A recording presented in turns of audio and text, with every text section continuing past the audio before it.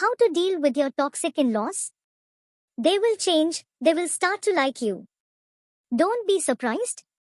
One thing about in-laws is that generally women don't get along with them.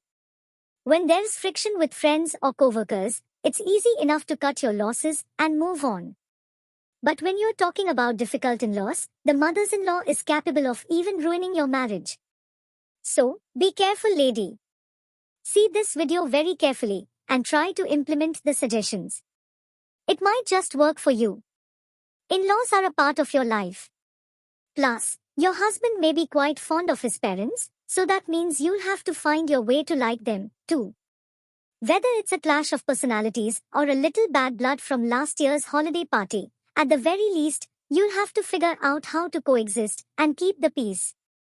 Rocky relationships with in-laws can take a toll on even the strongest marriages. When couples spend a disproportionate amount of time discussing issues with the in-laws, that could be a sign of trouble.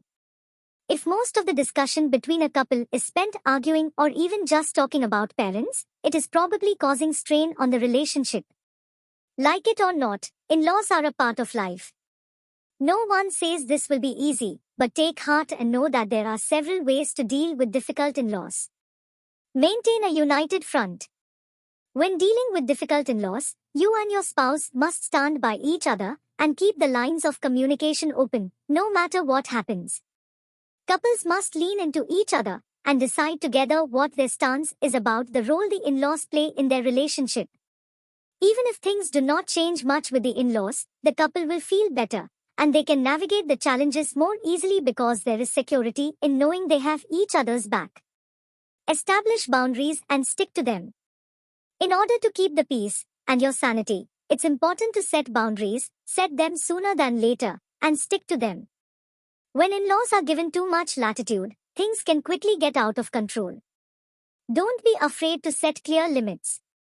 If money matters or unsolicited parenting advice are off the table, then say so.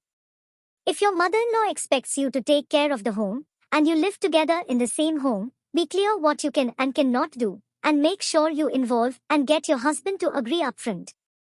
Make sure he politely stands up to his mother and father. Don't ignore the problem.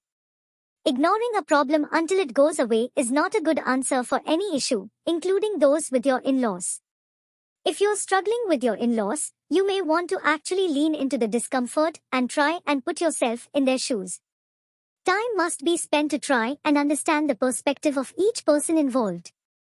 Once you figure out where the hostility is coming from, that could make a world of difference in the dynamics of the relationship.